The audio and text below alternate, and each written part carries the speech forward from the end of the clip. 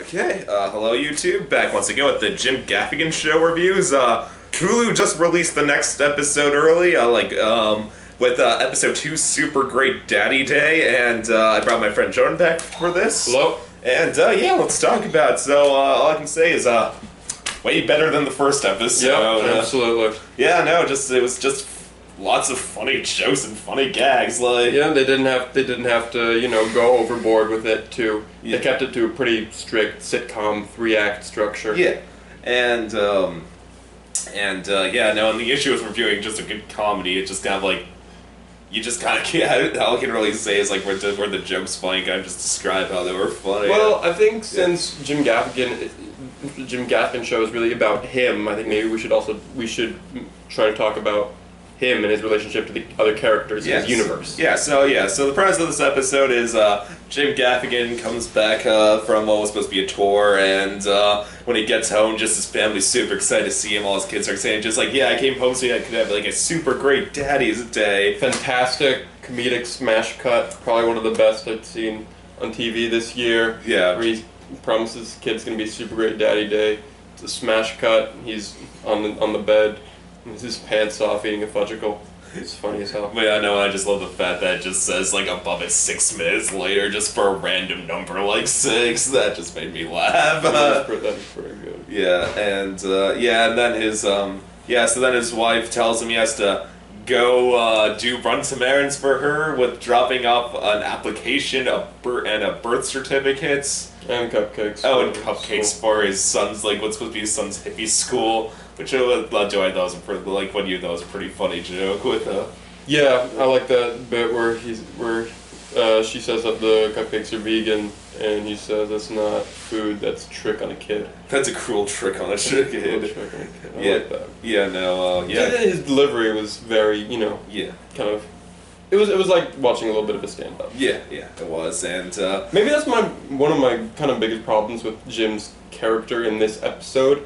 It feels very gag-driven. Yeah, this episode did feel very gag-driven. He's always cracking wise throughout this entire episode. There's very few things that he's taking seriously. Everything is just really set up joke with his dialogue. Yeah. Also, is it just me, or did they make him dumber in this episode? Well, he was bordering on mentally deficient, I think, at some point. No, I'll give him a pass for the huge mistake he makes in this episode. It's not the mistakes. It's also the way that he's talking now. It's also this disregard. Like in the first episode, he says, shut up and go get daddy a bagel, or whatever. That's disregard for his kids. But when he's actually sitting down in the house with his kids running around with his pants off, we'll get to that. Okay. I mean. He's bordering on mentally deficient in some parts of this episode. I don't think it comes off as... I think it's more just he comes off as really lazy when he's not working. He's lazy, but he's also like all of the intelligence or whatever filter that he might have, it just goes out the window. And I'm kind of wondering, is this going to be the new character for the show? And if it is, there might be some episodes that are going to be really painful to watch. I don't know, but he goes out to run his errands though, and then first he goes to the cafe to meet his friend, the Jewish guy comedian from the first episode. I swear has developed a Brooklyn accent between these two. I'm pretty sure what they're hinting at is that he will just do anything he can to get laid, and that is my guess on why if he did have Sully have an accident because of that, and I also thought at the cafe there was like a great moment of surrealist humor, which I felt like was like, even though it's surreal, it felt semi-grounded in reality, which I think this is like when the show gets to surrealism, it should only hit this level. It should go try to go all out the way they tried to do in the first episode, because what happens is just his friend just says I want to put just when he calls him up, is just dude, the cashier here is Macaulay Culkin, I'm telling you. And then it's just funny, when Jim just is about to leave, he just starts staring at the cashier, and it actually is Macaulay Culkin. And then he's just staring at him, and then the guy's just what? And then Jim's well, it's just that you don't. If you are, I thought that was really funny. I think really good delivery. And that was a fun cameo by Macaulay Culkin. I thought it was fun seeing him. And then Jim ended up going to his hipster his son's hippie school, and Scott, who was the comedian's name? Janine Garofalo plays his teacher, and boy oh boy does she shoot some really great deadpan stares. Oh God, yeah, no, I just loved seeing Jim Gaffigan just trying to like crack like quick one-liners, and just how unhappy she looked. Like first, like there's that whole joke just when when he drops off the cupcakes and she's like, "Is this vegan?" Just like, "Oh yeah, you bet, no meat, no flour, no sugar, no joy." And then she's like, "Wait, what? No, nothing." And then this led to what I thought was just a great piece of surrealist comedy. Just when she shows him that his son drew a picture of his penis. You know what? It would be surreal if this was not the context for it. But since we realized that we know that Jim's son is going to a progressive kindergarten, and we've seen kind of how the teacher acts, when it's that progression to the children have been drawing pictures of genitalia. It doesn't feel all that out of the ordinary just because of what's been leading up to it, and you can see even from around the room that this is not your regular kindergarten. Yeah. You could argue it's surrealist, but I think within the conventions, it's just a really nice like capper to the entire situation. Yeah, still though, and then like you really like the whole follow-up joke to that, like the next picture she was just like, "Yes, and your son inspired other kids to express themselves." Like, what was it like? Emily Chen, this is a picture of her vagina. Yes, Emily Chen, this is a picture of her vagina. Pretty risque stuff for TV land. Yeah, no, I just loved Jim Gaffigan. It's just how uncomfortable. It was good at facial reaction, just with how uncomfortable he looked. Like, oh my God, is this really happening? I love the low. He just like, is this a sting? I'm afraid this is a sting right now, so I don't want to say anything. I think with this scene in particular, we're seeing the show's and the actors' expert sense of like comedic timing, especially in this scene.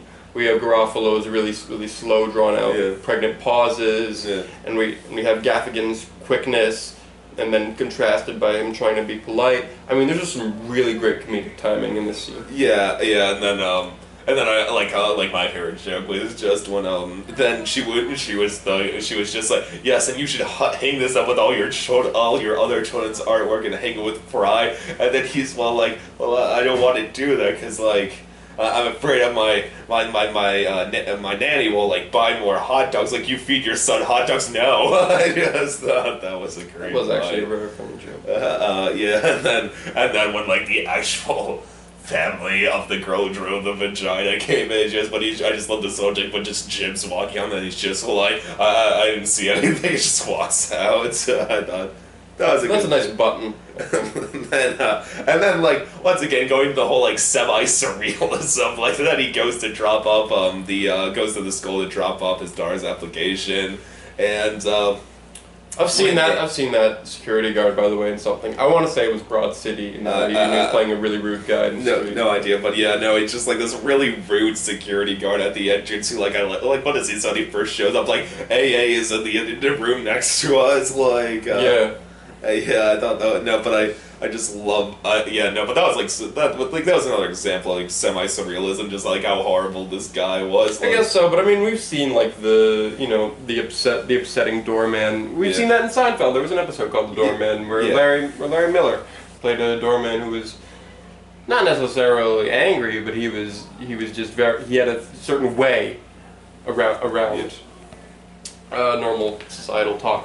Yeah, so I mean, it's nothing new. But yeah, but still, I would say it pushed on semi-surrealism on the grounds that like when he just says like, "Yeah, we saw you before at a comedy club. we start heckling like you're supposed to, and he's just like, no, you're not supposed to heckle people. It's good, very good comedic acting. Yeah, then I definitely think that a lot of that seems improv. Though. Yeah, no, and then I love because I love the line the security guard that said like, you called my wife a dumb a fat whore. You just couldn't stop yourself. You know, her sister had just died 3 years ago. I thought that was an amazing Chris O'Donnell line. That's really, really funny. That reminds me of something I might hear in like a 30 Rock or something. So then Jim drops out the paper, and then I thought this led to one of the four funny visual gags, which just cuts back to him at his apartment with no pants on, just lying on a couch watching, what was it, Paw Police or something? Paw Patrol. Paw Patrol. I hope we see more Paw Patrol in this. I love that, because I thought that was a great visual gag, just see him watching like this children animated show, Paw Patrol. And then Michael Ian Black's character comes in. By the way, if you haven't, you should watch Another Period.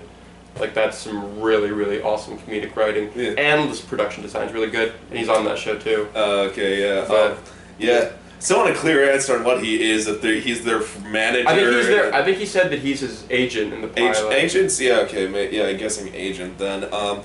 Yeah, and I just love the line just when Justin Jim's just sitting there and he's just like, Paw Patrol, do you watch it? This is a good episode. I've seen it already, but it's pretty good. Like, I thought that was actually, yeah.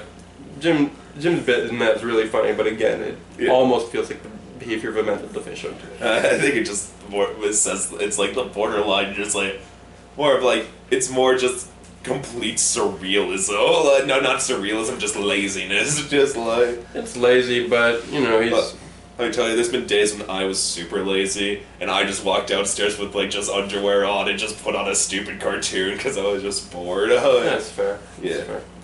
And then of course, and then his wife, I thought was great in this episode. Ashley Williams as his wife. Yeah, I mean, I talked about this in the pilot, but I think one of the strongest elements of the show is Jim and Jeannie's relationship. Yeah. Like I said in the pilot review, I never think that Jeannie's gonna leave him. I like that there is some tug and pull. Yeah. She's not a total doormat that he walks over. But I also like that she's not always, on his back tugging at his hair either. I like that it's a stable relationship. There's symbiosis. She helps him. He helps her, and they both recognize each other's faults. I mean, we know that Jeannie has some anger management issues. Oh, we'll get to that. Because that was a good bit in this episode. So yeah,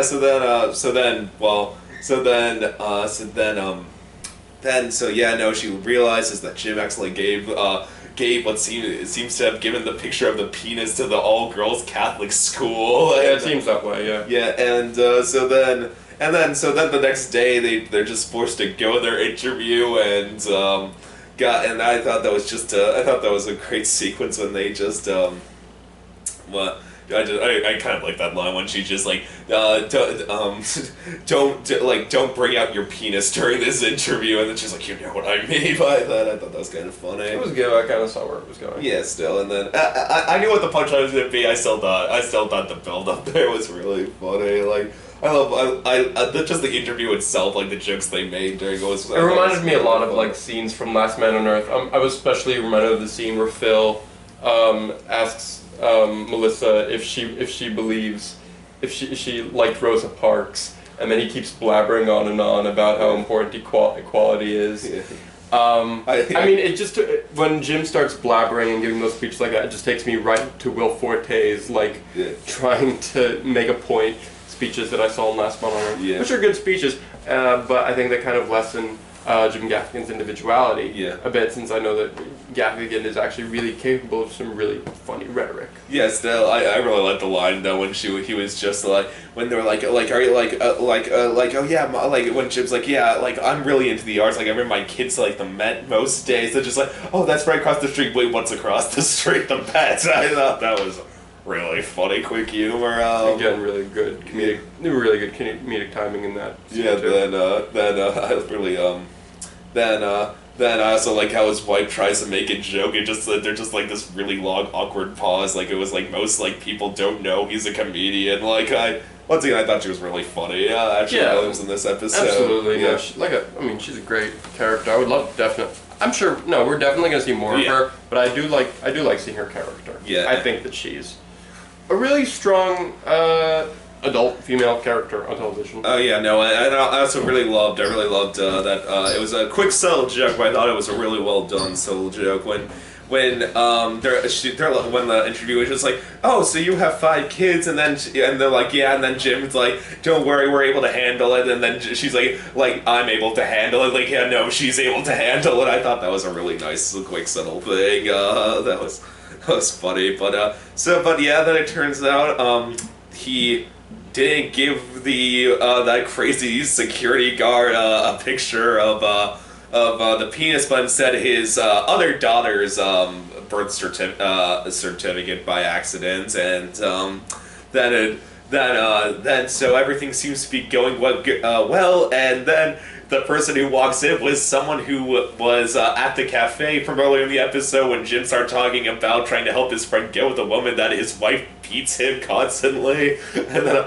I love Jim Gaffigan's reaction, just how silly unhappy he looked, like, oh my god, like, and then But I mean, I had a feeling that whole story was a setup. Yeah, I knew something. Yeah, I expected it to be a setup. I still thought it was a fun it was a fun payoff, though. I guess so. I mean, I saw it coming, but it was, Yeah, because I just love the line just when, like, the interviewer and that woman just suddenly leave their room, just like, oh, like, Ashley Williams is just like, oh, well, this is going great, and then he's just like, quick warning, there may be something about to come up about how you beat me, because sometimes, and then she's like, wait, what? And then they just come back in. I just love Jim Gaffigan's reaction. Like, they like, my wife has never beat me once in her life. I mean, she hit me yesterday, but was on the face. She did that once at a... we got a really nice, another blabbermouth. Yeah, that was some really funny stuff. I just love when he starts saying, like, just like she had been drinking some ramen, it was free, you know how it gets sometimes. I thought that was really funny, and but then they still seem to get in, and everything seems to be okay. They're all,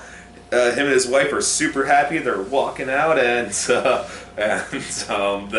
then who runs up besides the crazy security guard, and now his wife, and then she shares in his delusion. Yes, I know. I freaking love the line. Well, there's I love the 2 lines. I thought they were really great still line. Just like, she was also like, we were just heckling like we're supposed to. Just like, you're not supposed to heckle people. And then I really love the line, like, you called me a fat bitch. And then she was like, I thought it was a whore. And then I thought that was a great line. Couldn't you imagine, like, the laugh track playing? I know, some of this stuff was really standard sitcom humor. Still, I just love that line. Yeah, like, you called me a bitch, I thought it was a whore. And that just makes me laugh. And then the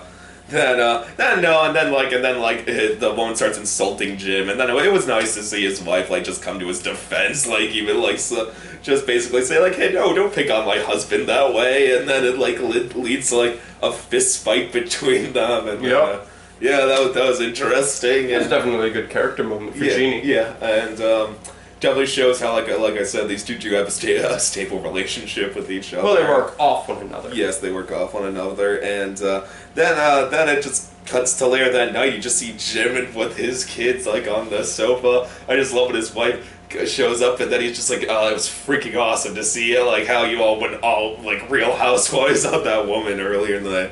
And what was the line?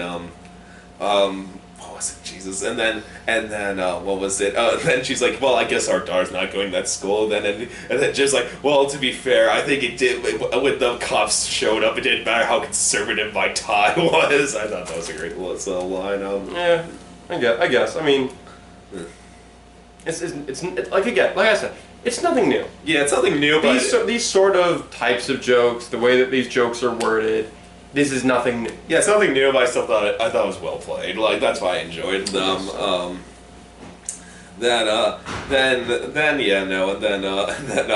really liked how the episode ended. Then just when him just basically like, oh no, I got it. Like, I'll put the kids to bed. Like, you just go take it. You just go to sleep. And then, like, oh god, like the whatever kid actors they got to play, like, his youngest. This is the funniest, the biggest laugh, I think, of the episode for me. For you, that was your biggest laugh? This one was my favorite. Daddy, he stole my fudgicle. Yeah. No, you already ate yours. You already ate yours, remember? You're dreaming.